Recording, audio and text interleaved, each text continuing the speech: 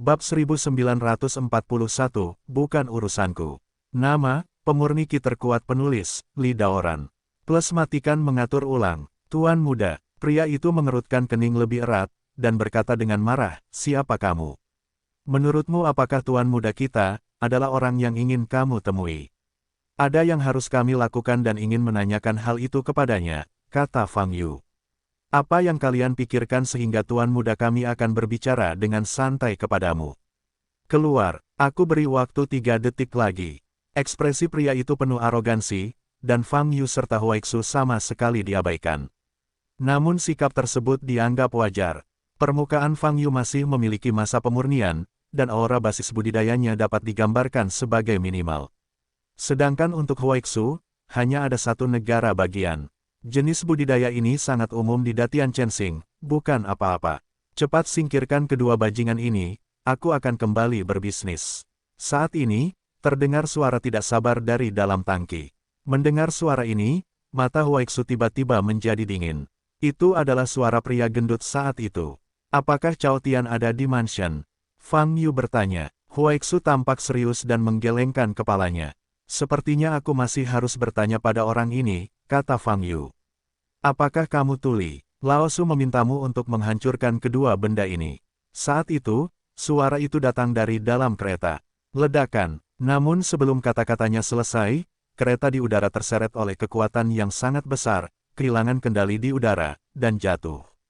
Boom! Kereta yang memancarkan cahaya terang itu menghantam tanah begitu lurus hingga terdengar suara yang keras. Ledakan. Sebuah lubang besar menghantam tanah, dan seluruh tangki hancur dalam sekejap. Asap ada di mana-mana, dan bagian-bagian tangki beterbangan.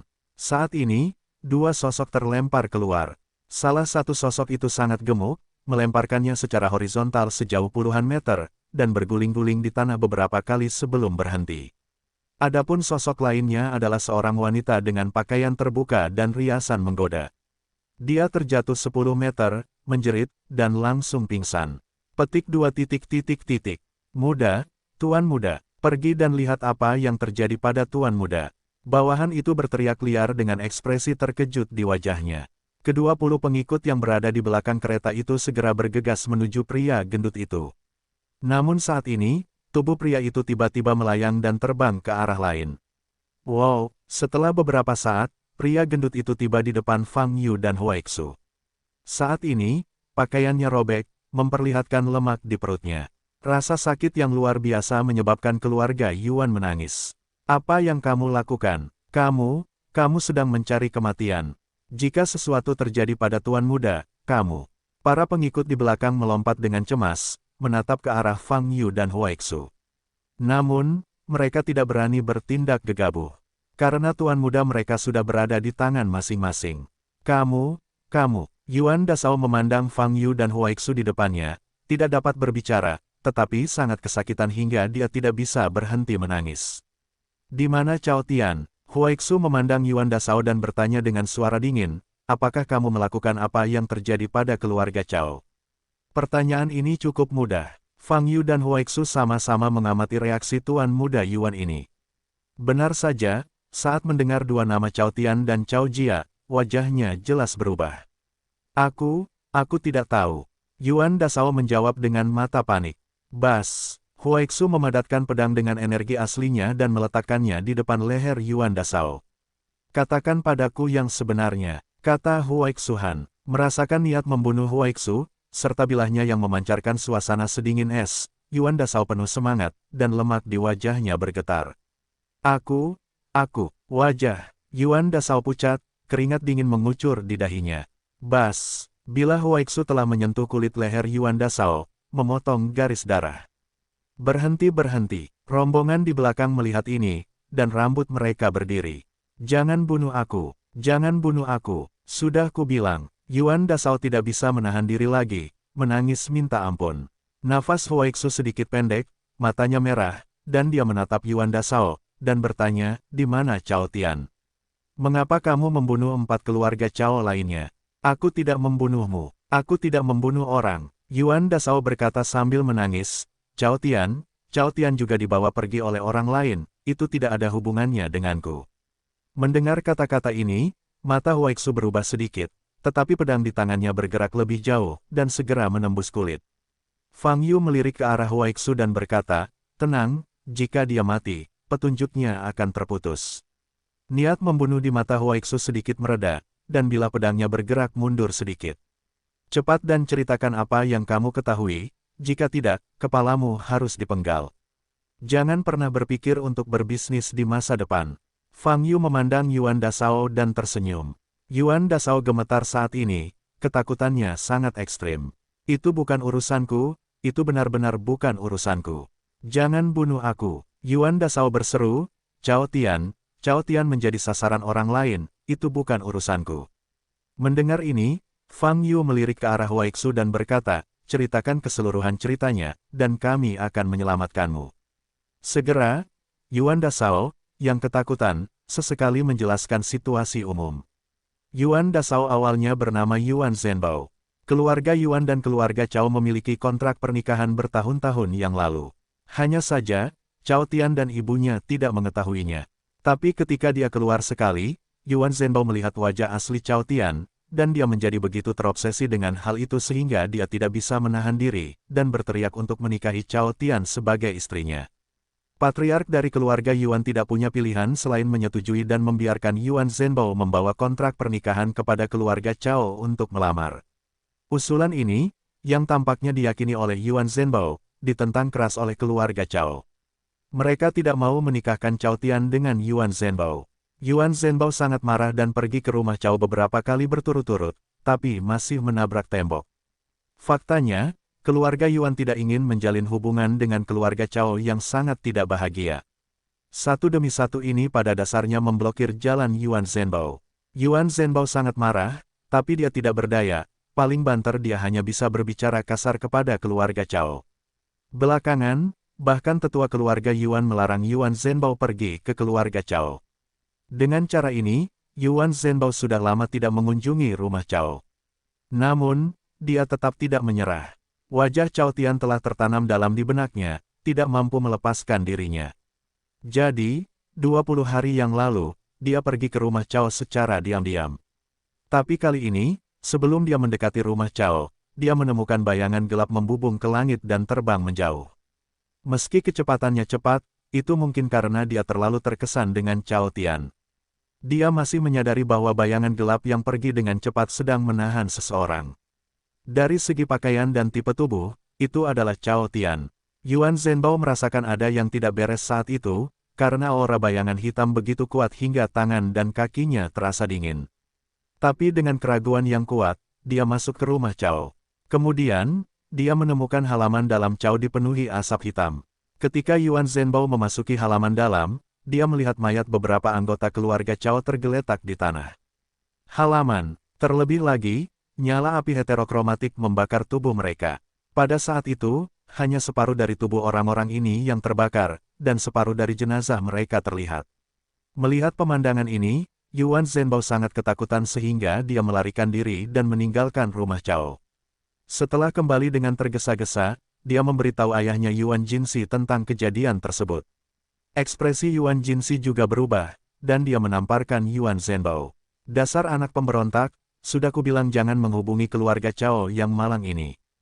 Kamu ingin pergi." Yuan Jinsi mengomel, "Aku bilang tadi, keluarga Cao ini dikutuk, dan keluarga mereka akan selalu mengalami kemalangan.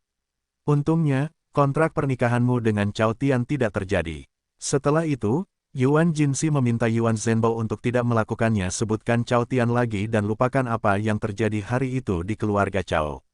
Itu saja, sampai hari ini. Kamu tidak melihat penampakan bayangan gelap itu dengan jelas. Huaixu bertanya dengan dingin. "Tidak, kecepatannya terlalu cepat, aku hanya samar-samar melihat Cao Tian di tangannya," jawab Yuan Zhenbao dengan suara gemetar. "Tidak melihat fitur apapun?" Huaixu terus bertanya. "Tidak, aku benar-benar tidak melihat." Yuan Zhenbao melihat wajah Huaixu semakin dingin, dan wajahnya benar-benar ketakutan. Pada saat ini, Fang Yu sedikit mengernyit dan bertanya, "Kamu mengatakan bahwa kamu memasuki halaman dalam Cao dan baru saja melihat mayat dibakar oleh api heterokromatik. Api heterokromatik, warna apa yang kamu maksud?" "Ungu, apinya ungu, dan mengeluarkan nafas sedingin es," tidak panas sama sekali. Yuan Zhenbao menjawab dengan suara gemetar. Api ungu. Mata Fang Yu juga berubah saat mendengar kata-kata ini. Api ungu telah menjadi jarum di hatinya selama bertahun-tahun. Di dalam hatinya, api ungu itu seperti kata yang sensitif, melambangkan istana api ungu. Omong kosong itu. Meskipun dia menyiksa dan membunuh semua sisa istana Xian selama kompetisi besar Zhongmen di bumi, balas dendam hanya bisa dibenci, tapi tidak ada cara untuk menghidupkan kembali orang mati. Jarumnya dicabut, tapi luka yang tertinggal tak kunjung sembuh. Saat ini, ketika dia mendengar api ungu lagi, Fang Yu mau tidak mau langsung menghubungkannya ke istana api ungu. Tentu saja, ini bukanlah pemikiran rasional. Sebab, bukan hanya istana api ungu saja yang menggunakan api ungu. Seluruh dunia budidaya keabadian, terutama di dunia budidaya keabadian di Datian Chensing, terdapat terlalu banyak keterampilan sekte, tak terhitung jumlahnya. Beberapa dari teknik ini memungkinkan para biksu untuk mengolah api ungu, dan ini adalah hal yang normal. Namun, begitu masalah ini melibatkan istana Xian, bahkan jika kemungkinan koneksinya hanya 1%, Fang Yu tetap tidak bisa gagal untuk menghubungkannya. Pada saat ini, Huaixu juga melihat ke arah Fang Yu. Dia tahu apa arti api ungu bagi Fang Yu. Aku hanya tahu ini, biarkan aku pergi, teriak Yuan Zhenbao. Fang Yu memandang Yuan Zhenbao dan berkata, ceritamu terlalu kabur. Aku masih harus melihat ingatanmu secara langsung, berharap jiwamu tidak terhalang. Dengan itu, Fang Yu mengulurkan tangannya dan meraih kepala Yuan Zhenbao. Bas! Yuan Zhenbao terkejut dan langsung kehilangan kesadaran. Perasaan ilahi Fang Yu memasuki jiwa Yuan Zhenbao. Untungnya, mungkin basis kultivasi Yuan Zhenbao terlalu rendah, dan jiwanya tidak sepenuhnya tertutup seperti biksu lain yang pernah dia temui sebelumnya. Kesadaran ilahi Fang Yu dengan lancar memasuki jiwanya dan mulai mencari kenangan. Karena ingatan ini terlalu dalam bagi Yuan Zhenbao, maka mudah untuk menemukan gambaran dari ingatan ini. Dalam gambar, Yuan Zhenbao melihat bayangan gelap terbang di atas rumah Chao yang berjarak 200 meter. Benar saja, ada orang lain di tangan Black Shadow, yang seharusnya adalah Chao Tian. Namun, karena jarak yang terlalu jauh dan bayangan hitam bergerak cepat, Yuan Zhenbao tidak memperhatikan karakteristik apapun. Kemudian, ingatan Yuan Zhenbao berpindah ke halaman dalam Chao. Di atas mayat-mayat itu, api ungu menyala. Melihat api ungu, hati Fang Yu bergetar. Entah kenapa, dia masih merasa api ungu ini sangat mirip dengan api ungu yang ditampilkan oleh Istana Xian. Sangat disayangkan perasaan Yuan Zhenbao pada saat itu tidak dapat dipulihkan melalui ingatan. Kesadaran ilahi Fang Yu menarik diri dari jiwa Yuan Zhenbao. Huaixu memandang Fang Yu. Mata Fang Yu bersinar dengan cahaya dingin, dan alisnya berkerut. Dia tahu bahwa dia tidak bisa begitu saja mengasosiasikan api ungu dengan Istana Xian. Namun, aku masih tidak bisa menghentikan hatiku. Saudara Fang, Huaixu sedang berbicara. Boom! Pada saat ini, lusinan aura kuat terbang keluar dari keluarga Yuan. Jelas, pergerakan di luar telah menarik perhatian keluarga Yuan. Siapa yang berani melakukannya di depan gerbang keluarga Yuan kita? Suara agung terdengar. Fang Yu memandang Huaixu dan berkata, dia benar-benar tidak tahu banyak informasi, ayo pergi. Huaixu melirik Yuan Zhenbao dan mengangguk. Memanggil, keduanya menghilang seketika, dan tubuh gemuk Yuan Zhenbao jatuh ke tanah. Saat ini, Zizi sedikit bergerak-gerak. Menguasai, banyak rombongan yang langsung berlari ke depan. Dan gerbang rumah Yuan juga mengeluarkan banyak orang. Itu adalah Yuan Jinxi yang dipimpinnya. Dia melihat Yuan Zhenbao yang jatuh ke tanah, jantusnya retak, dan dia dengan cepat berlari ke depan. Harta karun sejati, bawa dia masuk. Yuan Jinxi meraung dengan mata merah. Sekelompok rombongan buru-buru membawa Yuan Zhenbao yang terluka ke dalam rumah gelombang www.novelringan.com gelombang sementara Yuan Jinxi tetap di tempatnya, menatap ke langit. Bubarkan tenaga, kita harus menemukan dua orang yang tidak hidup atau mati. Perintah Yuan Jinxi. Fang Yu dan Huaixu meninggalkan keluarga Yuan dan kembali ke rumah keluarga Chao. Informasi yang diberikan oleh Yuan Zhenbao masih terlalu kabur. Saat ini, aku hanya tahu bahwa bayangan gelap membawa Chao Tian pergi, dan membakar tubuh anggota keluarga Chao lainnya dengan api ungu. Informasi kecil ini sebenarnya tidak cukup. Jika Anda ingin mencari petunjuk, Anda masih harus kembali ke rumah keluarga Chow untuk melihat apakah keluarga Chow meninggalkan informasi berguna sebelum mereka meninggal. Huaixu masuk ke rumah Chow dan mencari kamar demi kamar. Di sisi lain, Fang Yu berdiri di luar mansion, menutupi seluruh mansion dengan kesadaran ilahi, tidak melepaskan petunjuk apapun. Tapi keluarga Chow tidak meninggalkan informasi apapun. Mereka seharusnya mati secara tiba-tiba, dan mereka tidak dapat melawan. Hanya mengandalkan petunjuk yang tertinggal di permukaan bagian dalam rumah keluarga Chow, mustahil menemukan bayangan gelap itu. Fang Yu mengerutkan kening, perhatiannya kembali ke 3 genangan abu di tanah halaman dalam. Jika Anda dapat memulihkan jejak aura, Anda dapat menggunakan aura ini untuk melacak bayangan itu. Pertanyaannya adalah, bagaimana cara memulihkan aura tersebut? Fang Yu berpikir dalam hatinya, apakah harus membalikkan waktu? Namun untuk membalikkan waktu, Anda harus membalikkannya ke setengah bulan yang lalu. Rentang waktu seperti itu, terlalu lama. Menurut Li Huoyu, waktu pembalikan melibatkan sebab dan akibat, dan berapa lama pembalikan, akan dikembalikan di masa depan. Oleh karena itu, waktu tidak bisa diputarbalikkan begitu saja, apalagi jika rentang waktunya terlalu lama. Jika kamu tidak bisa membalikkan waktu, kamu hanya bisa memulai dengan sisa nafas. Ngomong-ngomong, Fang Yu tiba-tiba teringat akan senjata ajaib. Ketika dia di bumi, dia memiliki alat ajaib yang disebut Lentera Dayan. Artefak itu dapat melewati nafas halus untuk menelusuri sumber nafas tersebut. Suatu ketika, Fang Yu menggunakan senjata ajaib ini untuk menemukan makhluk abadi. Namun, Fang Yu tidak membawa artefak ajaib ini ke Datian Chensing. Hanya saja pencarian sebelumnya di paviliun harta karun berbagai sekte secara berturut-turut telah memungkinkannya memperoleh banyak artefak berharga. Salah satunya, mirip dengan Lentera Dayan, disimpan di ruang penyimpanan oleh Fang Yu. Bas, Fang Yu mengeluarkan artefak ajaib ini. Ini bukan lampu, tapi kompas perunggu. Kompas ini terlihat sangat tua, dengan banyak goresan patah di atasnya, dan keseluruhannya suram, tidak terlihat seperti senjata ajaib yang bagus. Tapi fungsi kompas ini, tidak kalah dengan Dayan Light. Bahkan bisa dikatakan fungsinya lebih kuat dari lampu Dayan. Tian Yin, ini adalah karakter kabur yang terukir di bagian belakang kompas. Oleh karena itu nama kompas ini dinamakan kompas Tian Yin. Fang Yu memegang kompas di tangannya dan berjalan ke halaman dalam Chow. Huaixu kebetulan berada di halaman. Saudara Fang, kamu adalah... Huaixu melihat kompas di tangan Fang Yu dengan ekspresi ragu. Ini adalah senjata ajaib yang ampuh, tapi saya tidak ingat dari sekte mana saya mendapatkannya, kata Fang Yu. Mendekati abu di tanah, Fang Yu berlutut. Saat dia dan Huaixu datang ke rumah Chow untuk pertama kalinya, mereka mencium bau terbakar dan berdarah di udara. Dan bau yang dapat tercium oleh penciuman ini juga merupakan sejenis nafas. Ketika mereka bercampur, itu menjadi nafas unik di dunia. Danau 1000 bayangan sangat besar, dan bintang-bintang di langit besar bahkan lebih besar lagi.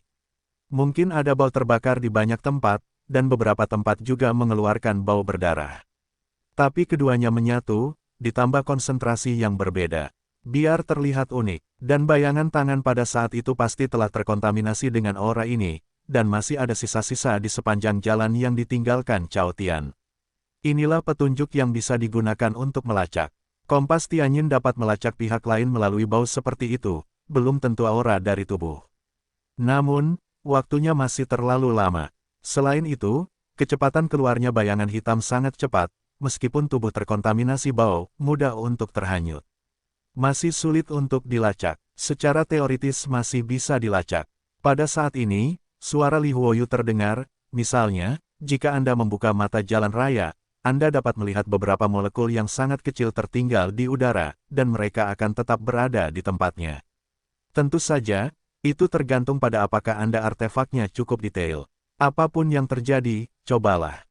Fang Yu memegang kompas pemandu langit di tangan kanannya, menanamkan energi sejati ke dalamnya, dan mengaktifkannya. Bas, kompas yang dipandu langit yang redup, segera bersinar. Jejak pada kompas mulai bersinar, membentuk tanda seperti benang. Bas, banyak cahaya cian menyelimuti sekelilingnya. Dalam cahaya biru, Anda dapat melihat dengan jelas sejumlah besar partikel halus tersuspensi di tumpukan abu di tanah. Inilah nafas dari sepasang abu ini. Wow, semburan isap muncul di tengah kompas, menyerap partikel-partikel tersebut ke dalam kompas. Pada saat ini, kompas pemandu langit bergetar, dan cahaya yang lebih terang muncul. Di permukaannya, jejak seperti benang bersinar terus-menerus. Proses ini berlangsung hampir 10 menit. Baru setelah titik cahaya yang jelas muncul di tanda benang, kompas pemandu langit berhenti bergetar. Menemukannya, mata Fang Yu terkejut, melihat titik cahaya yang berkedip di benang kompas. Titik tengahnya adalah lokasi Fang Yu saat ini, dan titik cahaya mewakili titik target nafas yang dikunci oleh kompas surgawi. Ini seperti tanda di radar. Kita harus menemukan titik terang ini, dan kita harus mendapatkan sesuatu. Fang Yu berkata pada Huaixu. Huaixu mengangguk. Pergi. Mengikuti titik cahaya kompas Tianyin, Fang Yu dan Huaixu terbang jauh ke barat laut. Tak lama kemudian, dia terbang keluar dari wilayah Qianying Great Hunan dan terus terbang ke barat laut. Menurut jarak ini, bukankah itu akan terbang ke wilayah barat laut Danau Qianying? Fang Yu mengerutkan kening saat dia melihat kompas Tianyin. Keduanya terus bergerak maju, semakin cepat, perlahan mendekati titik cahaya di kompas. Mereka memasuki wilayah barat laut Danau Qianying. Ujung-ujungnya titik terang sudah ada di tengah. Hal ini menunjukkan bahwa disinilah nafas itu pada akhirnya akan hilang. Saat ini, Fang Yu dan Huaixu sama-sama berada di atas langit. Keduanya menukik ke bawah dan melihat area yang sangat luas. Sepertinya ada di sini. Fang Yu melirik Huaixu. Ekspresi Huaixu sangat dingin, dan matanya bersinar dengan cahaya dingin. Keduanya jatuh dari langit. Sebelum mendarat, Fang Yu menemukan ada lingkaran sihir besar di area ini. Menurut instruksi kompas Tianyin, nafasnya hilang sama sekali setelah tiba di sini. Dari sudut pandang ini, bayangan itu akhirnya sampai ke area ini. Dan lingkaran sihir di area ini memotong semua nafas, atau lebih tepatnya, itu menghilangkan semua nafas luar dari tubuhnya. Ini dia. Fang Yu dan Huaixu mendarat dan melihat ke depan. Pada saat ini, ketika nafas dilepaskan, itu juga akan diblokir oleh lingkaran sihir, dan sangat mustahil untuk menjelajahi situasi internal. Namun kurang dari 100 meter di depan Fang Yu dan Huaixu, ada sebuah monumen batu yang berdiri. Ada 4 karakter besar yang tertulis di sana gelombang www.novelringan.com gelombang Imperial Family World. Alam keluarga Kaisar. Fang Yu mengerutkan kening. Kaisar Beiliang. Wajah Huaixu sedikit berubah. Pernahkah kamu mendengarnya? Fang Yu bertanya. Orang tua dari keluarga Cao pernah menyebut keluarga Kaisar kepadaku. Dia berkata bahwa keluarga Kaisar adalah salah satu dari 2 keluarga terkuat di wilayah Liang Utara. Kata Huaixu dengan ekspresi serius. Kaisar. Fang Yu menyipitkan mata sedikit, melihat ke prasasti di depannya. Klan. Setelah datang ke Datian Chensing, ini adalah pertama kalinya saya melihat keluarga sebesar itu, dan itu sudah cukup untuk membangun dunia klan. Sepertinya ini memang keluarga besar. Tapi apakah untuk menemukan pembunuh Huaixu atau untuk mencari tahu apakah api ungu itu ada hubungannya dengan Istana Xian? Fang Yu harus memasuki ranah keluarga kekaisaran. Masuk, kata Fang Yu. Ada penghalang di sini, bagaimana cara saya menyelinap masuk? Huaixu mengerutkan kening. Menyelinap masuk? Tidak, ayo masuk dengan jujur. Fang Yu tersenyum dan berkata, merekalah yang membunuh dan menculik. Mengapa kita harus menyelinap masuk? Saat dia berkata, Fang Yu melangkah maju. Huaixu segera mengikuti. Keduanya pergi ke prasasti dan melanjutkan perjalanan. Pada saat ini, tembok tembaga dan tembok besi tiba-tiba muncul di depannya, menghalangi jalan Fang Yu dan Huaixu. Jika Anda bukan dari garis keturunan keluarga Kaisar, Anda tidak bisa masuk ke dunia keluarga Kaisar setengah langkah. Suara tanpa emosi terdengar di telinga Fang Yu dan Huaixu. Huaixu memandang Fang Yu. Fang Yu tersenyum tipis, mengangkat tangan kanannya dan menempelkannya ke dinding.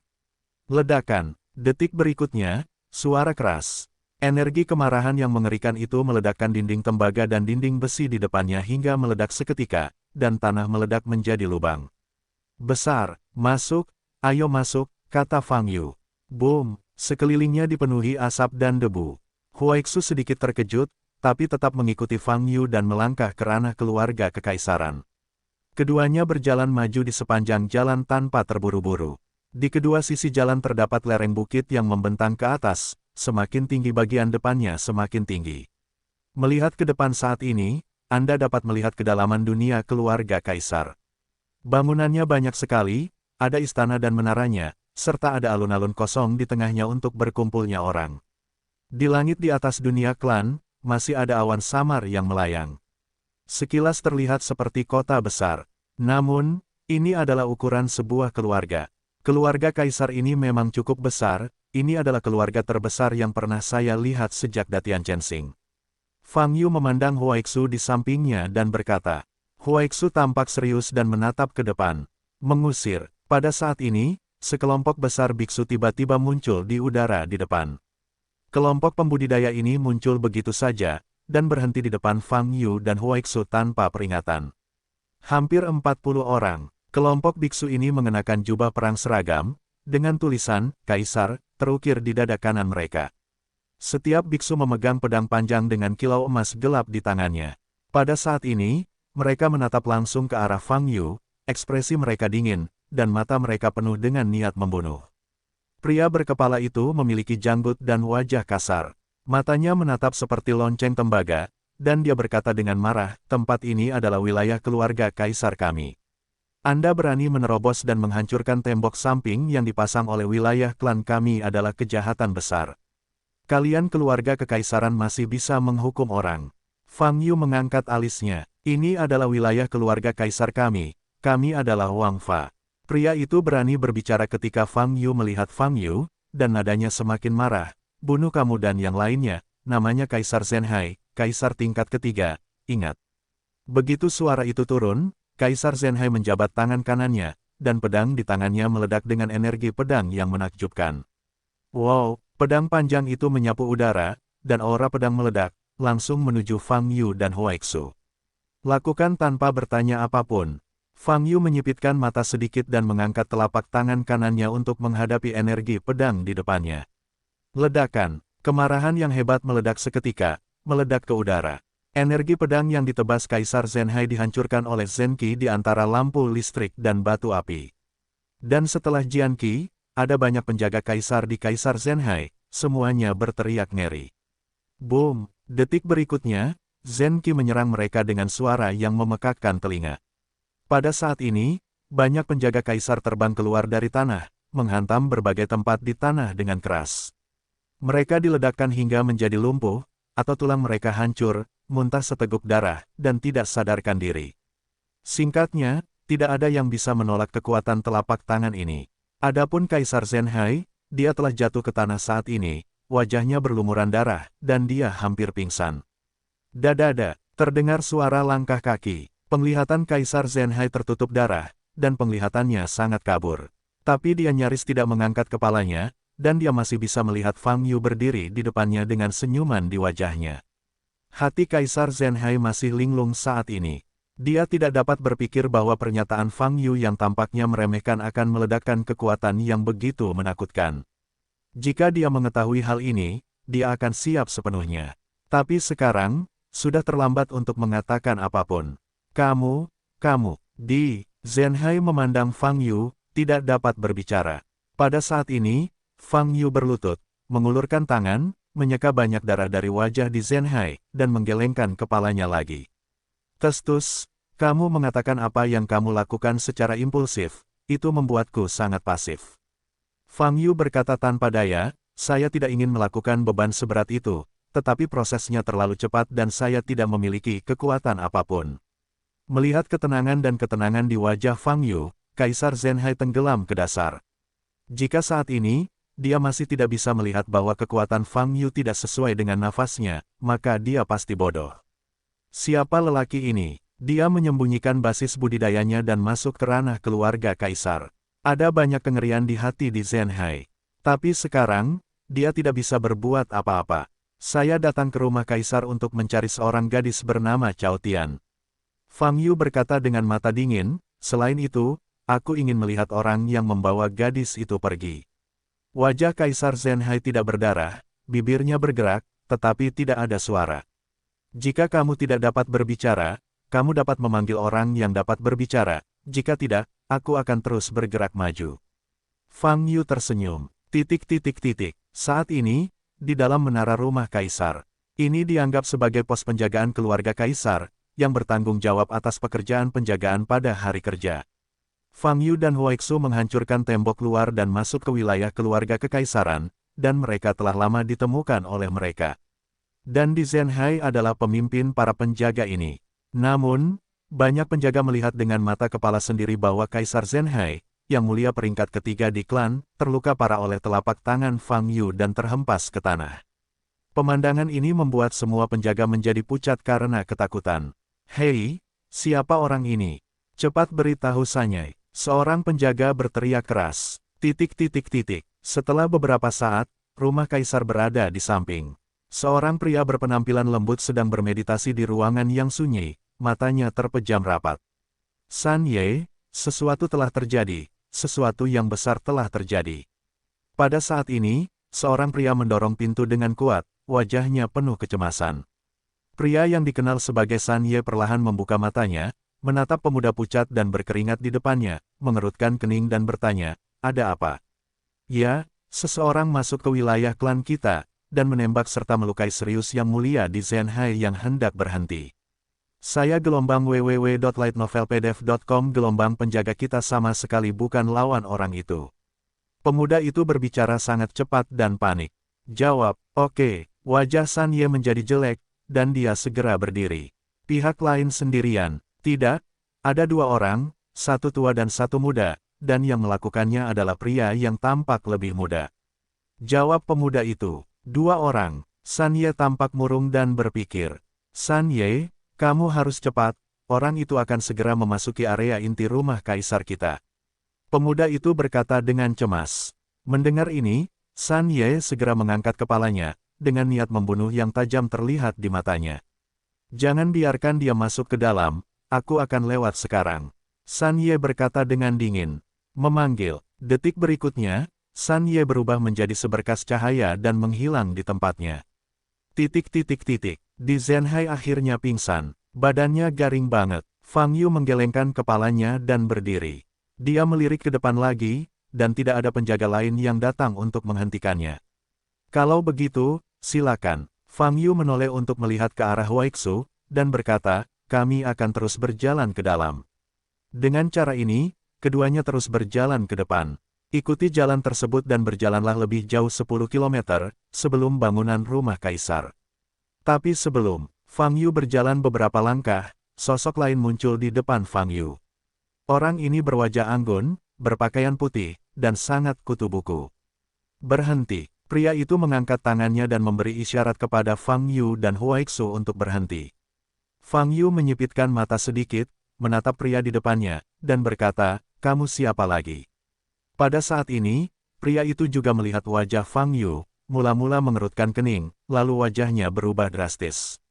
Dia mengenali bahwa pria di depannya adalah Fang Yu, yang terkenal di perbatasan selatan beberapa waktu lalu. Kepala Sekte Yuhua, Fang Yu. Eksistensi menakutkan yang secara berturut-turut memusnahkan beberapa sekte di perbatasan selatan. Dan sekarang, Fang Yu muncul lagi di lingkaran keluarga kaisar. Apa yang ingin dia lakukan? Detak jantung pria itu semakin cepat, matanya penuh kejutan. Alasan mengapa dia bisa mengenali Fang Yu secara sekilas adalah karena beberapa saat yang lalu, ketika sebuah pertemuan diadakan di dalam klan, lelaki tua di barisan itu menyebut Fang Yu. Itu karena fakta bahwa 8 segel Shenzong tempat Kaisar Chen, yang berada di garis langsung, dihancurkan oleh Fang Yu. Pada saat itu, berita menyebar keluar bahwa Fang Yu juga telah menghancurkan istana surgawi. Oleh karena itu, keputusan akhir yang dibuat oleh konferensi itu adalah untuk tidak melanjutkan masalah ini lagi. Di Chen dan keluarga Di, tidak boleh memprovokasi Fang Yu saat ini. Ini bukan hanya karena ketakutan akan kekuatan Fang Yu, tetapi juga karena keluarga kaisar saat ini berada dalam masa kritis khusus. Selama periode ini, tidak boleh ada pemborosan. Pria itu memandang Fang Yu, bernapas dengan cepat, dan banyak pikiran terlintas di benaknya. "Hei, aku bertanya siapa kamu, tapi kamu harus menjawab." Fang Yu berkata lagi. Wajah pria itu berubah dan dia pulih. Di bawah, peta sungai kaisar. Nada suara pria itu menjadi sangat hormat, matanya penuh cemburu. Fang Yu memperhatikan perubahan ekspresi pria bernama Di Hetu, dan menyipitkan mata, "Apakah kamu mengenal saya?" "Aku tahu, kamu adalah kepala Yuhuamen, dan kamu sudah lama mengagumi namamu." Di Hetu langsung menggunakan sebutan kehormatan, menurunkan postur tubuhnya. Mata Fang Yu berkedip sedikit dan berkata, karena kamu mengenaliku, segalanya akan lebih mudah. Saya tidak tahu apakah Kepala Fang datang ke rumah kaisar kita secara khusus, mengapa. Selama kaisar kita dapat membantu, bicaralah saja. Di Hetu menjilat bibirnya yang kering dan berkata, saat ini, dia tahu dia hanya punya satu pilihan, yaitu merendahkan postur tubuh, jangan pernah berkonflik dengan Fang Yu, apalagi membiarkannya terus menembus dunia keluarga kekaisaran. Melihat perkataan Di Hetu, Fang Yu melirik ke arah Huaixu dan tersenyum dan berkata, itu saja.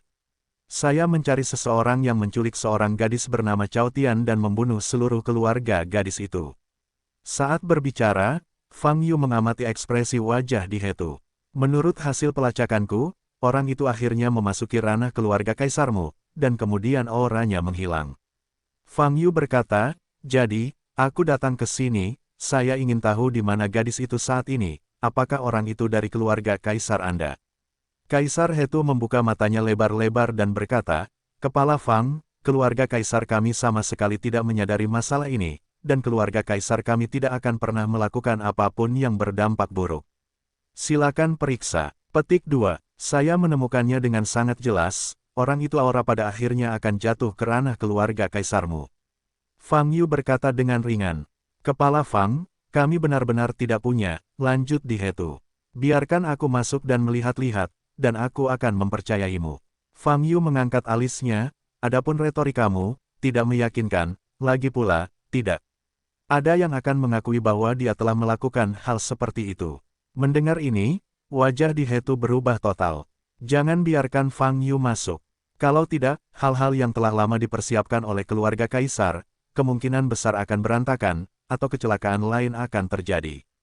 Kepala Fang, tolong percaya pada kami. Di Hetu mengertakkan gigi dan melanjutkan. Biarkan aku masuk dan mencarinya. Fang Yu berkata dengan senyuman dingin dari sudut mulutnya, aku tidak menemukan siapapun, dan tidak terjadi apa-apa. Tetapi jika aku menemukan seseorang darimu, maka keluarga kaisarmu harus melakukannya. Siap untuk dikuburkan. Menghadapi ancaman telanjang, wajah Di Hetu menjadi pucat. Setelah mendengar perbuatan Fang Yu baru-baru ini, dia pasti tidak akan meragukan bagian ini. Saat ini, Fang Yu sudah bergerak maju. Tunggu, pada saat ini, Di Hetu berkata lagi, Kepala Fang. Ayo kita lakukan, keluarga kaisar kita benar-benar tidak berniat berkonflik denganmu. Izinkan aku kembali dulu dan bertanya kepada para tetua keluarga, apakah mereka setuju. Ajak saja kamu masuk untuk mencari seseorang, tolong beri aku waktu 5 menit. Fang Yu menyipitkan matanya ke arah Di Hetu, menggelengkan kepalanya dan berkata, 5 menit tidak akan berhasil. Izinkan saya memberi Anda waktu setengah menit. Ini, wajah Di Hetu berubah drastis. Sekarang mulai menghitung waktu, kamu sudah menggunakan 2 detik, kata Fang Yu. Wow, Di Hetu mengertakkan gigi dan langsung menghilang di depan matanya. Pada saat ini, Fang Yu menoleh untuk melihat ke arah Huaixu, dan bertanya, apakah menurutmu keluarga kaisar mencurigakan? Mata Huaixu dingin dan dia berkata, sangat mencurigakan. 30 detik, lihat apa yang mereka lakukan, kata Fang Yu. Kaisar Hetu dengan cepat pergi ke aula yang lebih dalam di rumah kaisar. Dia ingin menemukan orang tua paling bijaksana di klan. Tuan, Di Xiong-yuan, lebih cepat, harus cepat. Di Hetu sangat cepat, bergegas ke aula terdalam rumah kaisar. Jangan khawatir, biarkan mereka masuk. Sebelum memasuki aula, sebuah suara tua terdengar di telinga Di Hetu. Di Hetu segera berhenti di udara, dengan ekspresi terkejut di wajahnya, dan bertanya, Tuan, apakah Anda yakin ingin memasukkan Fang Yu? Mereka, yah, biarkan mereka masuk. Nada suara Di Xiong-yuan tenang, tanpa gelombang apapun. Kalau begitu apakah ada yang perlu kamu perhatikan secara khusus? Di Hetu bertanya sambil terengah-engah. Di Xiong-yuan berkata, tidak ada yang perlu diperhatikan secara khusus. www.novelringan.com. Gelombang mata Di Hetu berubah, dan lapisan keringat dingin muncul di dahinya. Dia tidak tahu mengapa guru besar mengizinkan orang luar begitu dengan mudah, dan Fang Yu akan memasuki rumah kaisar seperti ini. Jika Fang Yu menemukan rahasia klan kaisar, itu akan menjadi pukulan telak bagi klan kaisar saat ini. Ayo, benar, masih ada satu hal yang harus dibayar perhatian untuk. Itu, jangan pernah berkonflik dengan Fang Yu, tentu saja. Di Xiong-Yuan menambahkan, petik 2 titik titik titik. Dimengerti, guru. Di Hetu menjawab, titik titik titik. Baiklah, 30 detik sudah cukup, ayo masuk, kata Fang Yu ke Waixu. Keduanya mengambil langkah maju dan berjalan ke dalam rumah kaisar. Pada saat ini, di Hetu kembali. Kepala Fang, para tetua keluarga mengatakan bahwa kaisar kita memiliki hati nurani yang bersih. Oleh karena itu, silakan ikuti kepala Fang untuk menemukan orang di dalam. Kata di Hetu. Bagus. Fang Yu mengangguk. Huaixu menatap di Hetu, matanya berkedip. Setelah itu, keduanya mengikuti di Hetu dan berjalan menuju bagian dalam istana kaisar, rumah. Rumah kaisar Anda begitu besar dan terdapat begitu banyak bangunan. Buang-buang waktu untuk menemukannya satu persatu. Fang Yu berkata di jalan, saya baru saja melepaskan pengetahuan spiritual saya untuk mencari. Wajah di Hetu berubah tanpa disadari. Tetapi memikirkan kata-kata di Xiong-Yuan, dia menjadi tenang dan berkata, Kepala Fang, silakan. Fang Yu melirik di Hetu, menutup matanya, dan melepaskan kesadaran spiritualnya. Wow, kesadaran ilahi menyebar dengan cepat, menyelimuti seluruh wilayah keluarga kaisar dengan kecepatan yang sangat cepat. Pada saat ini, segala sesuatu di keluarga kaisar hadir dalam benak Fang Yu, setiap bangunan, apa yang dilakukan semua orang di gedung itu, dapat terlihat dengan jelas. Keluarga kekaisaran sangat besar dengan jumlah penduduk yang besar. Singkatnya, ada lebih dari 20.000 anggota di seluruh keluarga kaisar. Tentu saja, dilihat dari wilayah yang ditempati oleh keluarga kekaisaran, jumlah orang sebanyak itu tidaklah terlalu banyak. Namun bagi sebuah keluarga dengan jumlah penduduk lebih dari 20.000 jiwa, tidak bisa dikatakan remeh. Kesadaran ilahi Fang Yu menyapu setiap rumah tangga, serta berbagai bangunan besar, menara, dan bahkan aula terdalam rumah kaisar. Di belakang aula utama terdapat kolam dengan air berwarna hijau. Semua adegan tersaji dalam benaknya, tidak ada tempat untuk bersembunyi. Cao Tian tidak ditemukan, dia juga tidak merasakan aura abnormal. Tampaknya keluarga kaisar adalah keluarga budidaya biasa.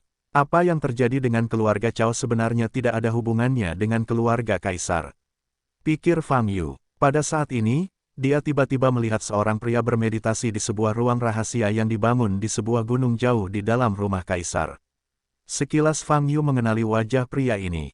Penatua tertinggi dari 8 dewa sekte, Di Chen. Pantas saja nama keluarga kaisar ini agak familiar. Ternyata itu adalah keluarga Di Chen. Sedikit kejutan melintas di wajah Fang Yu. Pada awalnya, di 8 segel Shenzong, dia bertarung melawan klon Di Chen. Tanpa diduga, untuk menemukan Cao Tian hari ini, dia akan bertemu Di Chen lagi. Apakah ini upaya untuk menerobos escape realm dengan mundur? Fang Yu mengamati Di Chen beberapa saat, lalu tidak memedulikannya.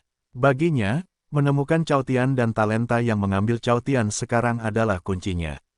Tapi sepertinya Cao Tian memang bukan anggota keluarga kaisar. Hanya saja pelacakan kompas pemandu langit, tidak boleh salah.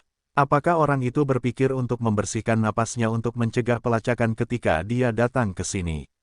Itu sebabnya dia menggunakan lingkaran sihir kaisar. Fang Yu berspekulasi dalam hatinya. Saat Fang Yu menutup matanya, Huaixu sedang menatap Di Hetu. Namun pandangan Di Hetu tidak pernah lepas dari Fang Yu. Kepala Fang, apakah kamu mendapatkan hasil? Beberapa saat kemudian, Di Hetu bertanya. Fang Yu membuka matanya, menatap Di Hetu, dan berkata, saya tidak menemukan siapapun, tetapi saya ingin bertanya. Sekitar setengah bulan yang lalu, apakah Anda memperhatikan ada orang luar yang memasuki perbatasan keluarga kaisar Anda? Setengah bulan yang lalu, Di Hetu mengerutkan kening dan mulai berpikir. Setelah beberapa saat, wajahnya sedikit berubah, dan dia berkata, sekitar 2 minggu yang lalu, seseorang melaporkan kepadaku bahwa memang ada tanda-tanda gangguan di alam keluarga kaisar. Oh, Fang Yu bertanya, memandang Kaisar Hetu, bagaimana setelahnya? Tapi hanya beberapa detik setelah pihak lain memasuki ranah keluarga kaisar, dia segera mundur. Di Hetu berkata, kecepatannya sangat cepat, kami bahkan tidak bereaksi. Jadi kamu tidak mengejar orang ini? Fang Yu menyipitkan mata. Tidak, kami melacak orang ini, tetapi tidak ada hasil. Di Hetu berkata, dia menghilang terlalu cepat. Oke, Fang Yu mengangguk. Dia melihat sekeliling lagi. Kesadaran ilahi menyelimuti seluruh keluarga kaisar, dan memang tidak ditemukan kelainan. Kalau begitu, kita pergi dulu, kata Fang Yu.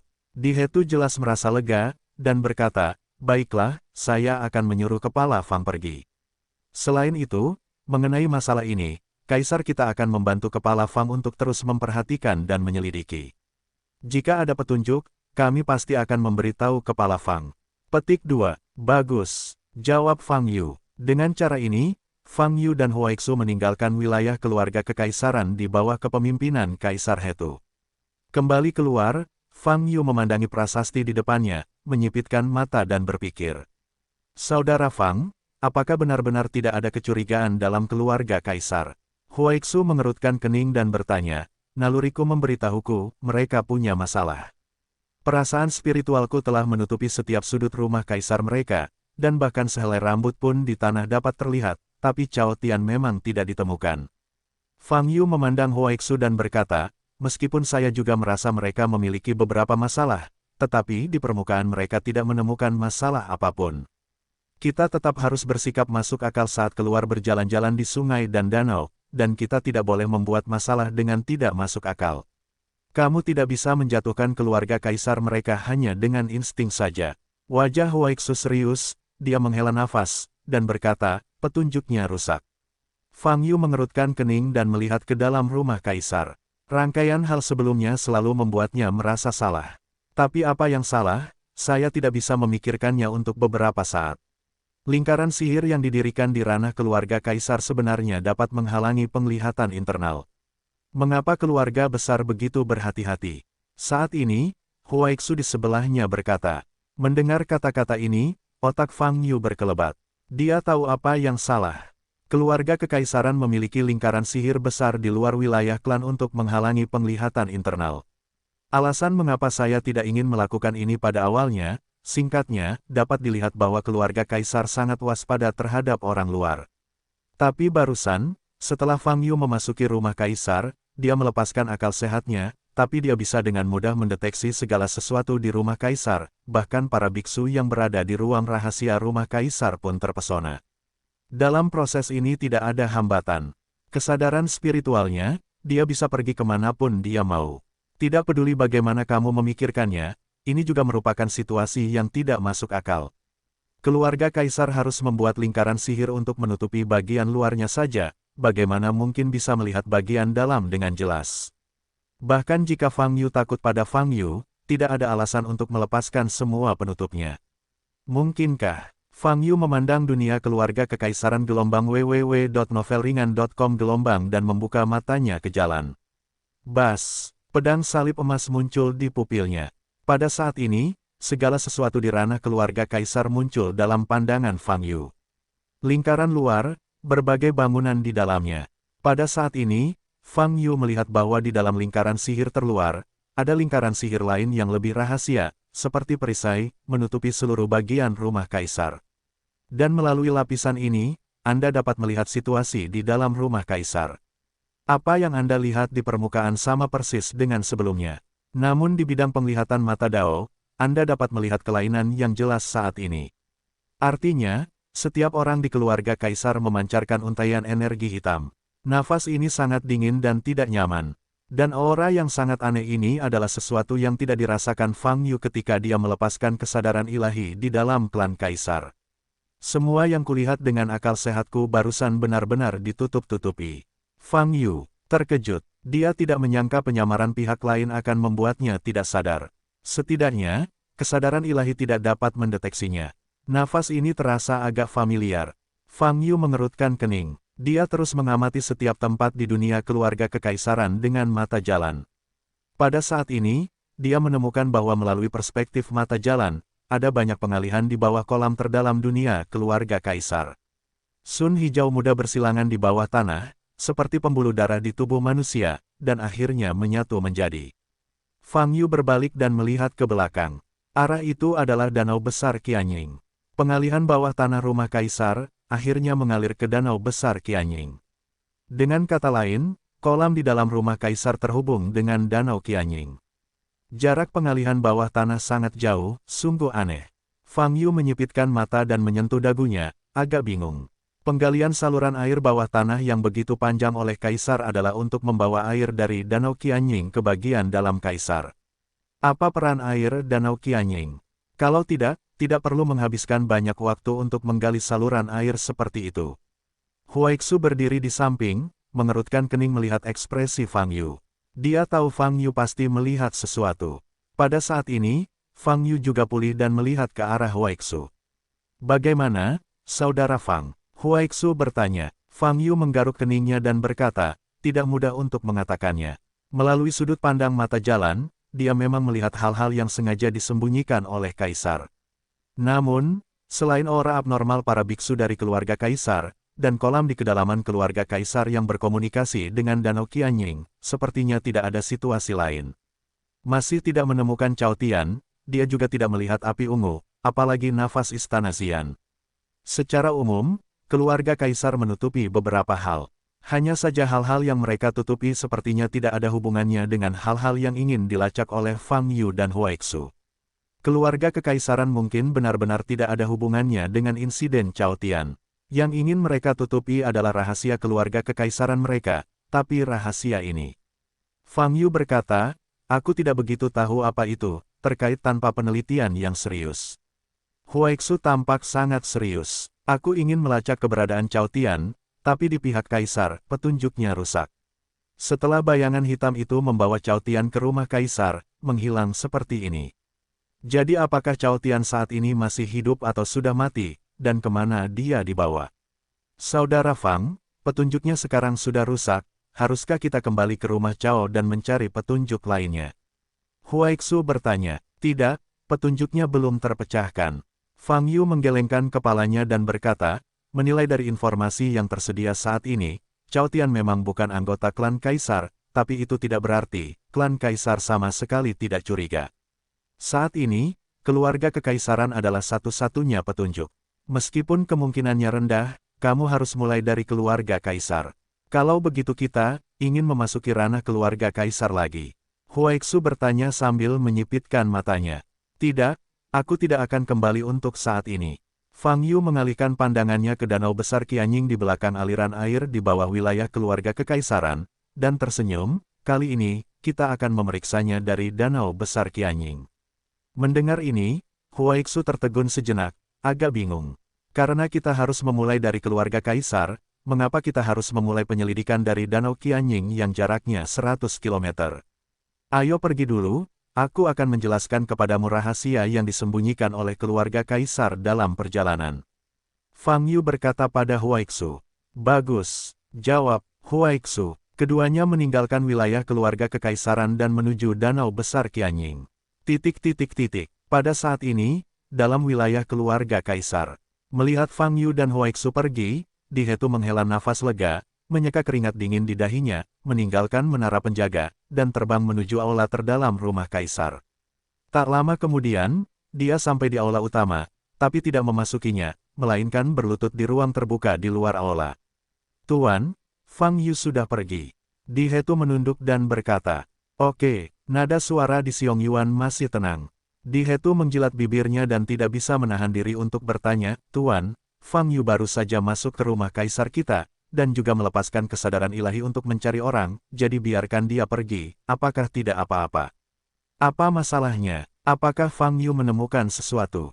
Di Xiong Yuan bertanya balik, aku hanya ingin tahu, bagaimana Master melakukannya. Di Hetu sedikit mengangkat kepalanya dan bertanya, ini tidak penting. Di Xiong Yuan berkata perlahan, selain itu, kita masih harus waspada, Fang Yu mungkin akan datang lagi. Mendengar ini, hati Di Hetu melonjak, dan dia bertanya dengan takjub, dia baru saja pergi, kenapa? Petik 2. Alasannya telah dikatakan di konferensi terakhir. Karena sekte tersebut, Di Chen dan Fang Yu mengalami konflik. Di Xiong Yuan berkata, dan tadi, Fang Yu seharusnya melihat Di Chen di ruang tertutup. Kemungkinan besar dia akan datang ke sini lagi karena Di Chen. Lalu, apa yang harus kita lakukan? Di Hetu bertanya dengan wajah pucat. Proses pelepasan Fang Yu barusan adalah saat dia berada di bawah tekanan terbesar dalam hidupnya. Bukan semua karena takut pada Fang Yu, tapi juga karena takut rahasia keluarga Kaisar akan terbongkar dan diumumkan kembali. Jika itu masalahnya, seluruh keluarga kaisar mereka akan hancur. Dan sekarang, mereka tinggal selangkah lagi menuju kesuksesan. Selama langkah itu dilewati, keluarga kaisar akan menyelesaikan sublimasinya, dan sejak itu menjadi keluarga pertama Beiliang, dan bahkan keluarga pertama Datian Chensing. Sebelum itu, tidak boleh ada kecelakaan. Mengapa kamu harus begitu khawatir? Di Xiong-Yuan berkata dengan lemah, para prajurit akan datang untuk memblokir, air akan menutupi bumi. Jika Fang Yu datang lagi, kami akan meninggalkannya di keluarga kekaisaran selamanya. Kekuatan Fang Yu, mata di Hetu melebar, bahkan lebih terkejut. Dia samar-samar merasakan apa yang ingin dilakukan oleh Guru Agung. Tuan, Anda ingin bangun. Wajah di Hetu menjadi pucat, dan dia berhenti di tengah percakapan. Ya, kata di Xiong-Yuan. Wajah di Hetu berubah total, dan dia berkata, Tuan, apakah terlalu berisiko melakukan ini, kalau-kalau. Petik 2. Selama ada pilihan lain, saya juga tidak akan melakukan itu. Di Xiong-Yuan berkata perlahan, tetapi tidak ada cara yang lebih baik saat ini. www.novelringan.com Jika Fang Yu datang lagi, dia hanya bisa bertaruh. Ya, tapi menurutku kemungkinan menang judi sangat tinggi. Tingkat integrasi saat ini sangat baik dan dapat dikendalikan. Ini, wajah di Hetu tertegun. Pergilah dan beritahu orang lain, segera pergi ke aula utama untuk pertemuan darurat. Kali ini, di Xiong-Yuan berkata lagi. Petik 2. Ya, di Hetu berdiri dan berjalan kembali. Tapi setelah 2 langkah, dia berbalik dan melihat ke dalam aula. Tuan, saya ingin bertanya, apakah gadis yang dicari Fang Yu ada hubungannya dengan kita? Di Hetu bertanya. Di Xiong-Yuan terdiam beberapa saat, dan berkata, masalah ini tidak ada hubungannya denganmu, silakan pergi dan beritahu orang lain. Namun saat ini, Di Hetu yang mendengar jawaban tersebut membuat jantungnya kembali berdebar kencang. Jawaban dari guru besar, adalah mengakui bahwa gadis yang dicari Fang Yu memang ada hubungannya dengan dia. Dalam hal ini, Tuan Besar tampaknya telah melewatkan seluruh keluarga kaisar, itu adalah keputusannya sendiri. Mengapa demikian? Mengapa kamu ingin menculik gadis biasa? Di Hetu penuh keraguan, tapi guru besar menyuruhnya untuk membiarkannya, jadi dia tentu saja tidak berani bertanya lebih banyak, dan bergegas keluar aula untuk memberitahu anggota inti klan lainnya untuk menghadiri pertemuan darurat. Jalan menuju danau besar 1000 bayangan jelas bukan hanya sekedar membawa air masuk. Huaixu mengerutkan kening setelah mendengar apa yang dikatakan Fang Yu. Ya, jelas air danau besar Qianying memiliki efek khusus. Fang Yu berkata, jadi kita harus mempelajari air danau besar Qianying. Saat Fang Yu datang ke wilayah selatan danau Qianying terakhir kali, untuk menemukan Huaxu, Fang Yu pergi ke danau untuk menggunakan kekuatan hukum untuk menutupi seluruh danau Qianying dan berbagai distrik. Kemudian, dia menemukan anomali di tengah danau besar Qianying. Di bawah air di tengah danau Qianying terdapat pusaran air dengan diameter sekitar 20 meter. Pusaran ini menarik perhatian Fang Yu saat itu, tapi dia tidak punya waktu untuk mempelajarinya. Kali ini, saya harus mempelajarinya.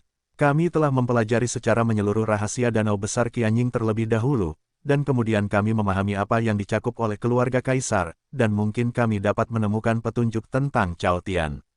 Fang Yu berkata kepada Huaixu, jadi, jangan khawatir.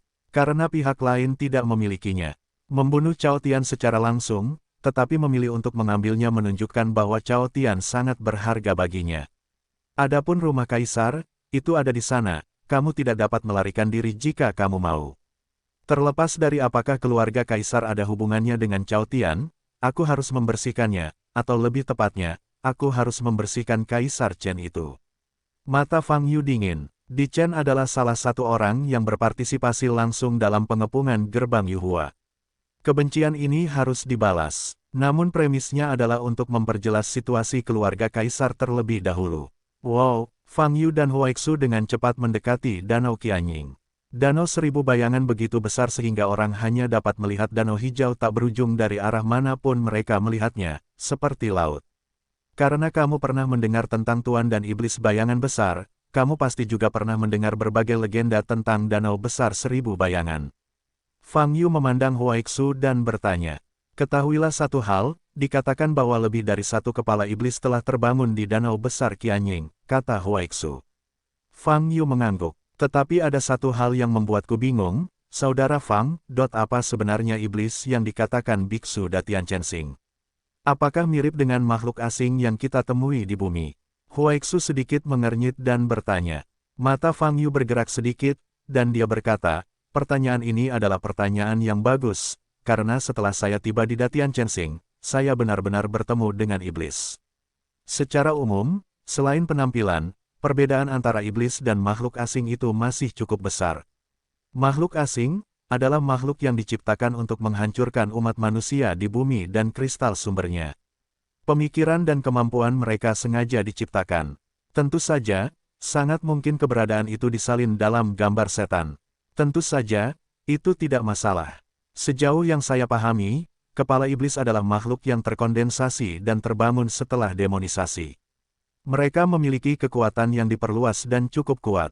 Mereka mungkin memiliki musuh di mata mereka kecuali diri mereka sendiri, sehingga mereka akan melenyapkan semua makhluk yang mereka lihat. Huaixu tampak serius dan mengangguk terus-menerus.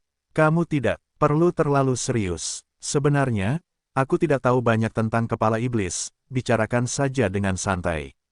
Fang Yu tersenyum. Lalu Datian Chensing ini, ada berapa banyak kepala iblis? Huaixu bertanya, entahlah, seharusnya tidak banyak, kalau tidak, di manakah begitu banyak orang yang hidup? Kata Fang Yu, Tuan, pendapat Anda hanya sebagian benar. Faktanya, banyak iblis, pada awalnya bukanlah entitas. Mereka terbentuk dengan memadatkan hukum yang memutarbalikkan atau sisa aura antara langit dan bumi, belum tentu disebabkan oleh makhluk tertentu. Pada saat ini, suara tangis terdengar. Hukum memutar. Fang Yu mengerutkan kening. Ya, ada banyak hukum antara langit dan bumi.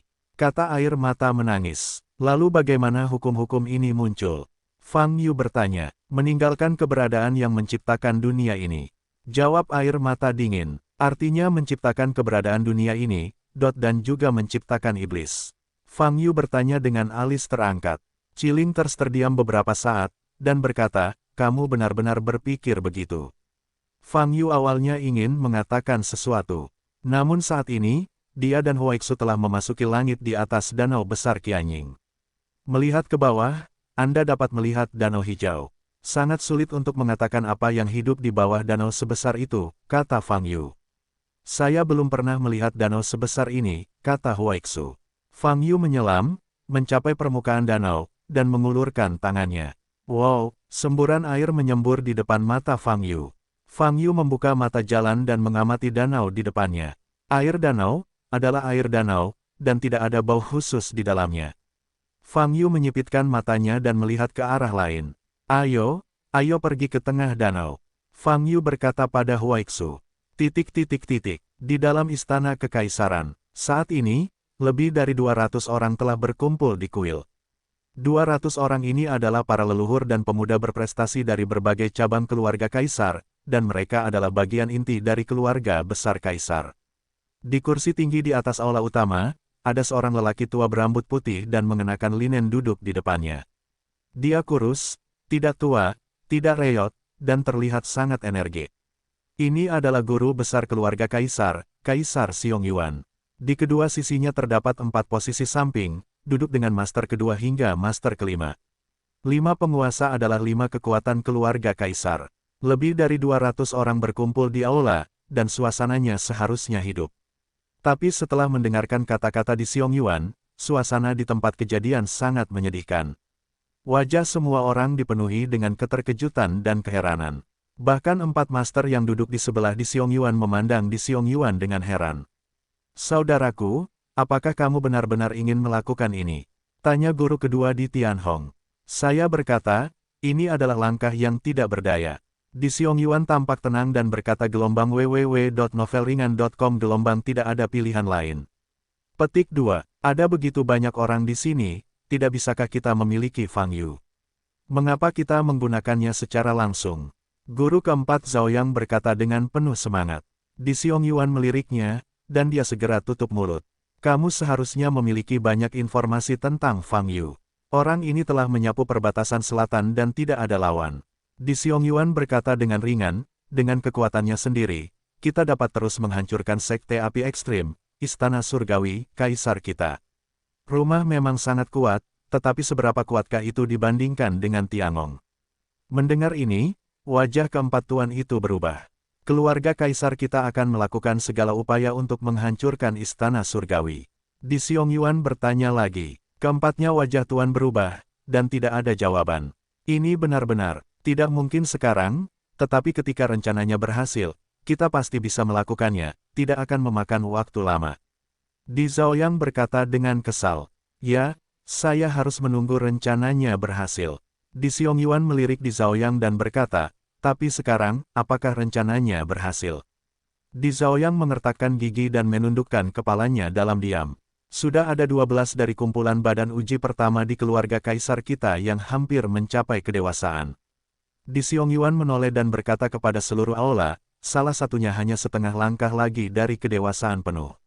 Saya tahu, perasaan semua orang, bagaimanapun, subjek tes ini berhubungan dengan keberadaan yang menakutkan. Semua orang ingin menggabungkan subjek tes dengan kepastian 100%.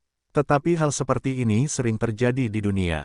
Tidak ada yang bisa sepenuhnya sesuai dengan pikiran kita. Sekarang, kita tidak punya waktu. Tanpa fusi badan uji, Fang Yu akan datang lagi. Kita tidak akan bisa melawan dengan kemungkinan besar, setidaknya, kita tidak bisa menghentikan Fang Yu untuk pergi. Kemudian, rahasia keluarga kaisar akan terungkap. Pada saat itu, apa yang akan menunggu kita, semua orang memikirkannya.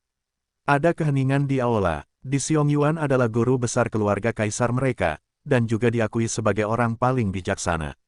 Keluarga kaisar dapat mencapai skala saat ini, semuanya bergantung pada kepemimpinan Kaisar Xiong-Yuan.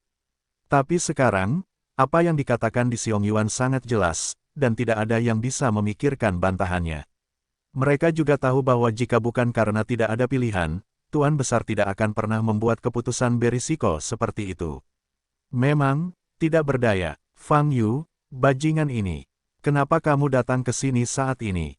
Di Zhaoyang mengertakkan gigi, rencana kita akan berhasil, sudah hampir waktunya. Hampir, masalahnya sudah berakhir, tidak ada gunanya melampiaskan amarah, kata Di Xiong-Yuan, fokuslah pada saat ini. Karena itu, Di Xiong-Yuan berdiri dan berjalan beberapa langkah ke depan, memandangi banyak orang di aula. Sekarang, kita membutuhkan satu orang untuk berdiri dan mengintegrasikan badan uji. Di Xiong-Yuan berkata, saat Fang Yu datang lagi, dia akan menjadi kandidat untuk menghadapi Fang Yu. Begitu pernyataan ini keluar, terjadi keributan di aula. Ada suara diskusi yang pelan, tapi tidak ada yang maju. Ekspresi Di Xiong-Yuan masih tenang dan tidak cemas. Banyak orang di aula memiliki kekhawatiran di wajah mereka. Memang benar, Sang Master berkata bahwa ada tubuh penguji yang sangat dekat dengan kematangan penuh. Tapi belum dewasa tetaplah belum dewasa. Badan uji yang belum sepenuhnya matang, apa yang akan terjadi? Tidak ada yang tahu. Tahukah Anda, ini subjek tes gelombang pertama, belum ada yang mencobanya. Begitu ada masalah, bagi mereka yang menggabungkan badan uji, itu adalah kehancuran. Terlebih lagi, bahkan jika badan ujinya menyatu, dia masih harus menghadapi Fang Yu yang kejam. Bagaimana menurut Anda? Ini adalah pilihan yang berisiko. Bahkan bagi keluarga, tidak ada yang menginginkan pusat perhatian seperti itu. Kapanpun, hidup adalah yang paling berharga. Siapapun yang ingin berdiri dan menggabungkan badan uji dan berhasil membunuh Fang Yu, saya akan memberikan posisi saya kepadanya. Saat ini, Kaisar Xiong-Yuan di istana berbicara lagi. Begitu ucapan ini keluar, penonton pun heboh. Guru ingin menyerahkan posisinya. Ini dapat mengambil alih posisi patriark seluruh keluarga kaisar. Kakak, keempat tuan lainnya semuanya terkejut dan berdiri. Di Xiong-Yuan mengangkat tangannya dan memberi isyarat kepada mereka untuk tidak banyak bicara. Saya sudah tua dan siap turun tahta. Sekalipun tidak ada kejadian seperti itu, saya akan tetap turun tahta. Di Xiong-Yuan berkata perlahan, tetapi sekarang, menghadapi kejadian ini, itu adalah sebuah ujian, siapapun yang memiliki cukup keberanian dan keberanian memenuhi syarat untuk duduk di tempat saya. Kata-kata ini, seperti semburan guntur, meledak ke dalam hati setiap orang yang hadir. Lokasi guru, siapa yang tidak mau duduk? Selama Anda duduk di posisi itu, Anda adalah otoritas tertinggi keluarga kaisar. Saat ini, semua orang di setiap cabang bersemangat dan bersemangat untuk mencoba. Di Xiongyuan melihat ekspresi sekelompok orang di bawah, matanya sedikit berkedip, dia tidak tahu apa yang dia pikirkan. Saya bersedia. Setelah beberapa saat, sebuah suara terdengar dari samping. Mereka yang masih berdiskusi, termasuk 5 empu di kuil, menoleh dan melihat ke sumber suara. Saya melihat seorang pria tampan muncul di depan pintu samping. Itu adalah kaisar yang mundur. Seorang anggota jalur langsung, juga keturunan langsung dari Di Xiongyuan.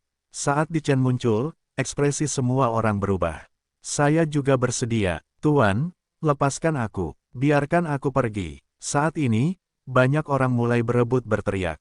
Di Xiongyuan memandang Di Chen dan mengerutkan kening, apakah kamu tidak mundur dan menerobos dunia? Mengapa keluar saat ini? Saya masih belum bisa menembus kemacetan.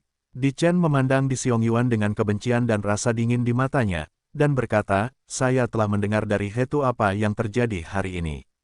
Fang Yu, karena dia adalah masalah yang saya sebabkan, maka biarkan saya membersihkannya sendiri. Lepaskan aku. Saat ini, orang lain di aula masih berteriak. Di Chen menoleh untuk melihat mereka, ekspresinya sangat dingin. Semua orang dikejutkan oleh ekspresi Di Chen, dan suara mereka semakin pelan. Seharusnya menjadi tanggung jawab setiap orang yang memiliki darah keluarga kekaisaran untuk berkontribusi pada keluarga kekaisaran. Bagaimana denganmu? Tetua yang hebat tidak mengatakan sepatah kata pun sebelum dia melepaskan posisinya. Sekarang, bertarung di sini lagi. Konyol, Di Chen berkata dengan sinis. Kata-kata itu menusuk hati orang-orang yang berteriak seperti pisau. Wajah mereka menjadi sewarna hati babi, dan mereka menundukkan kepala karena malu. Tuan, biarkan aku pergi, hanya untuk melihat. Bisakah badan penguji fusi membantuku menerobos ke alam pelarian? Di Chen menoleh untuk melihat Di Xiongyuan dan berkata, saya harus mengingatkan Anda bahwa badan uji belum sepenuhnya matang. Di Xiongyuan mengerutkan kening. Saya mengerti. Di Chen berkata dengan tegas di matanya, jika kamu ingin menjadi lebih kuat, kamu harus mengambil risiko. Saya bersedia mengambil risiko untuk menjadi lebih kuat. Di Xiongyuan memicingkan mata ke arah Di Chen, tetapi tidak berbicara. Tuan, tolong beri saya kesempatan ini. Saya harus membuktikan diri, dan aku juga akan menemukan martabatku dan membalas dendam untuk 8 dewa sekte. Di Chen mengertakkan gigi dan berkata dengan kejam, aku secara pribadi harus mengakhiri hidup Fang Yu. Mata Di Xiongyuan bergerak sedikit, dia mengangguk perlahan, dan berkata, oke, saya berjanji. Tapi saya harus memberitahu Anda, jika integrasi berhasil, sistem kultivasi normal, mungkin tidak ada artinya bagi Anda. Kekuatanmu pasti akan jauh melebihi kemampuan melarikan diri. Tapi tidak ada yang tahu seberapa jauh batas atasnya. Aku bertanya padamu terakhir kali, apakah kamu yakin ingin menggabungkan badan uji? Tanda tanya, Fang Yu, aku harus dibunuh. Di Chen menjawab dengan tegas. Oke, ikuti aku. Di Xiongyuan menjawab dan terbang keluar dari aula. Di Chen mengikuti dari dekat dan terbang keluar. Pusaran air di bawah danau gelombang www.novelringan.com. Gelombang berada sekitar 700 meter di bawah danau dan memiliki tarikan yang sangat kuat. Kamu akan tinggal di sini dan menungguku. Saya akan turun dan merasakan situasinya. Fang Yu berkata kepada Huaixu.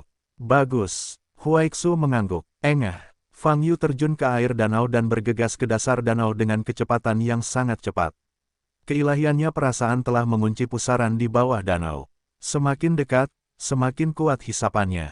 Pada saat yang sama, danau di sekitarnya menjadi semakin dingin. Cahaya keemasan samar muncul di permukaan tubuh Fang Yu secara otomatis, menghalangi rasa dingin. Setelah beberapa saat, tepat sebelum pusaran air, pusaran tersebut berdiameter sekitar 20 meter, dan hisapannya sangat kuat. Pada saat ini, tidak ada jejak cahaya di sekitarnya, dan keadaan sangat gelap. Fang Yu tiba-tiba memiliki ilusi bahwa dia tidak lagi berada di dasar danau, tetapi di ruang gelap lain. Pusaran air ini, Fang Yu sedikit mengernyit, mencoba mendekati tepi pusaran air, dan mengulurkan tangan kanannya. Engah, ketika telapak tangan kanan Fang Yu menyentuh tepi pusaran, suara teredam terdengar.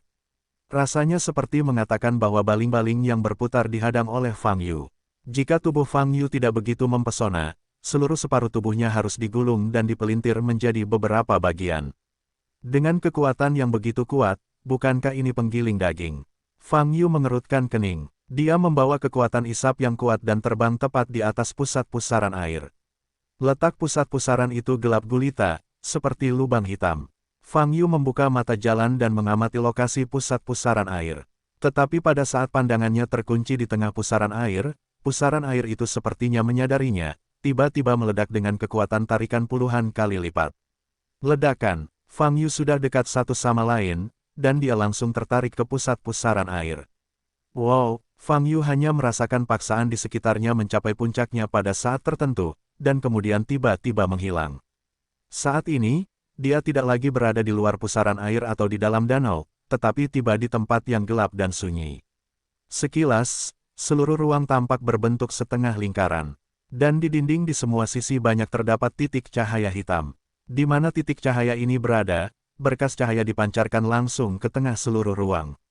Dan di mana banyak sinar bertemu, di situ ada cahaya yang kuat.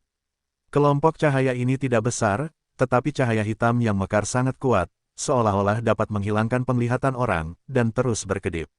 Sekilas, saya tidak bisa melihat apa yang ada di dalam cahaya hitam ini. Saat cahaya hitam berkedip, Fang Yu tiba-tiba menyadari bahwa di balik cahaya hitam, sepertinya ada sosok di sudut dinding. Mata Fang Yu bergerak sedikit, dan dia segera melangkah maju. Di celah di mana cahaya hitam berkedip, sebelum dia bisa melihat dinding di belakang cahaya hitam, dia sendirian. Gadis yang tampak manis. Meskipun dia belum pernah melihatnya sebelumnya, Fang Yu tahu di dalam hatinya, gadis ini kemungkinan besar adalah Cao Tian yang dikatakan Huaixu. Hai, Fang Yu bahkan tidak memikirkannya, jadi dia berkata dengan keras. Namun, tidak ada tanggapan. Fang Yu mengerutkan kening dan berjalan ke depan. Saat ini, suhu di sekitar sudah sangat rendah sehingga sulit dijelaskan dengan kata-kata. Tidaklah berlebihan untuk mengatakan bahwa makhluk berdaging dan berdarah apapun di ruang ini akan mati mendadak. Suhunya terlalu rendah. Fang Yu memancarkan semburan cahaya keemasan untuk menghentikan rasa dingin yang terus-menerus menyerang tubuhnya. Jadi, Cao Tian, seorang gadis yang belum pernah berlatih, datang ke tempat seperti itu. Bagaimana dia bisa menahannya? Sudah meninggal. Fang Yu menyipitkan matanya dan berjalan cepat ke depan. Saat ini, dia semakin dekat dan dekat dengan cahaya hitam. Semakin dekat Anda, semakin kuat rasa dinginnya. Di saat yang sama, cahaya hitam yang mekar sepertinya mampu menelan segalanya, yang membuat orang merasa sangat tidak nyaman. Tapi Fang Yu berjalan lebih cepat. Tak lama kemudian, dia berjalan di depan cahaya hitam. Pada saat ini, penglihatannya sepenuhnya dibanjiri oleh cahaya hitam yang mekar, dan dia tidak dapat melihat apapun. Bas, tanda pedang salib emas muncul lagi di pupil matanya. Saat ini, cahaya hitam di depanku telah ditembus. Dalam pandangan Fang Yu, dia bisa dengan jelas melihat gadis yang duduk di depan tembok. Dia menutup matanya dan memegangi lututnya, wajahnya benar-benar tidak berdarah. Namun di luar dugaan, gadis itu masih memiliki tanda-tanda vital dan tidak meninggal. Di tempat yang begitu dingin, dia bahkan tidak mati. Hanya koma, atau tertidur.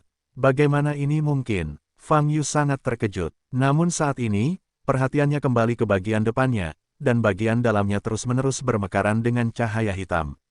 Itu adalah benda berbentuk oval. Apa ini? Fang Yu mengerutkan kening, pandangannya semakin dalam. Segera, matanya berubah. Melewati cangkang oval, dia melihat ke dalam, ternyata itu adalah janin. Dia memiliki anggota tubuh yang lengkap dan sedang tidur, tetapi pernapasannya jelas. Ini adalah janin yang masih dalam plasenta. Fang Yu membuka matanya lebar-lebar, matanya kaget.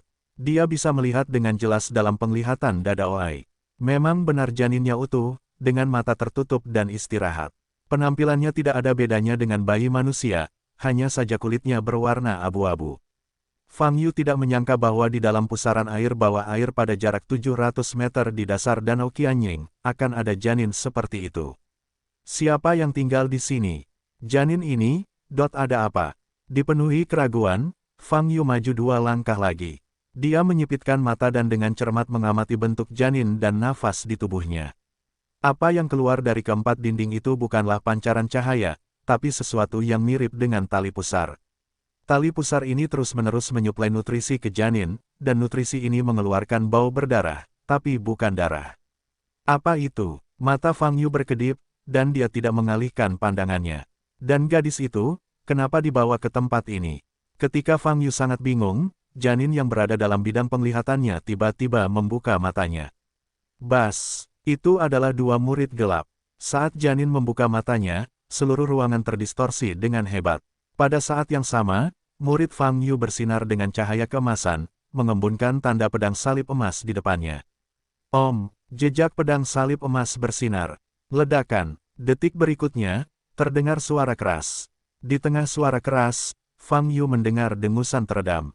Pada saat yang sama, seluruh ruangan menjadi sangat terdistorsi dan benar-benar di luar kendali. Desir, kekuatan hisap kuat lainnya menarik Fang Yu keluar dengan paksa. Ledakan, saat ini, Huaixu melihat kolom air besar meledak dari danau di bawah. Semburan itu meledak, disertai sesosok tubuh yang terbang keluar. Itu adalah Fang Yu, saudara Fang. Wajah Huaixu sedikit berubah, dan dia terbang ke depan. Jangan dekati aku dulu. Saat ini, Fang Yu berbicara. Huaixu segera berhenti. Dia melirik tajam, wajahnya berubah lagi. Saya melihat awan energi hitam muncul di mana-mana di tubuh Fang Yu, menutupi seluruh bagian dirinya. Dan kumpulan udara hitam ini juga memancarkan udara dingin. Fang Yu menunduk dan melihat energi hitam menempel di tubuhnya. Alisnya sedikit mengernyit gelombang www.novelringan.com gelombang. Kemudian, jantungnya bergerak dan telapak tangannya terlipat. Ledakan, permukaan tubuhnya terbakar hebat dengan nyala api biru. Nyala api, membakar gas hitam tersebut hingga hilang seluruhnya. Setelah beberapa saat, nyala apinya menghilang. Fang Yu berdiri di sana, memandangi danau yang bergulir di bawah, matanya sedikit berkedip. Saudara Fang, apa yang kamu lihat? Huaixu bertanya. Pusaran air itu seperti sarang, atau kata Fang Yu sambil menyipitkan mata, pokoknya, ada janin di dalamnya. Janin, Huaixu berkata dengan kaget. Iya, ada janin yang masih dalam plasenta, kata Fang Yu. Kalau begitu kamu, kata Huaixu terkejut. Saat aku mendekatinya, ia ditemukan olehnya, dan tiba-tiba ia membuka matanya. Fang Yu berkata, lalu aku diutus. Di antara kata-katanya, mata Dao Fang Yu masih terbuka. Penglihatannya kembali masuk jauh ke dasar danau. Namun, tidak ada pusaran air di bawah air. Pusaran air itu, menghilang begitu saja. Fang Yu mengerutkan kening dan menutup matanya. Dia sekali lagi menggunakan hukum ruang untuk melepaskan kesadaran ilahinya secara instan hingga menutupi seluruh danau Qianying. Banyak informasi dari danau membanjiri pikiran saya. Fang Yu ingin menemukan pusaran itu, tetapi dia tidak dapat menemukannya lagi. Pusaran air, benar-benar menghilang begitu saja. Bagaimana itu mungkin? Fang Yu mengerutkan kening, penuh keraguan di hatinya. Pusaran itu seperti portal tertentu, secara teoritis tidak boleh bergerak sesuka hati. Mungkin tidak bergerak, tapi menutup pintu masuknya. Mata Fang Yu bergerak sedikit dan hatinya berkata, kalau sudah begini, penanganannya akan sulit.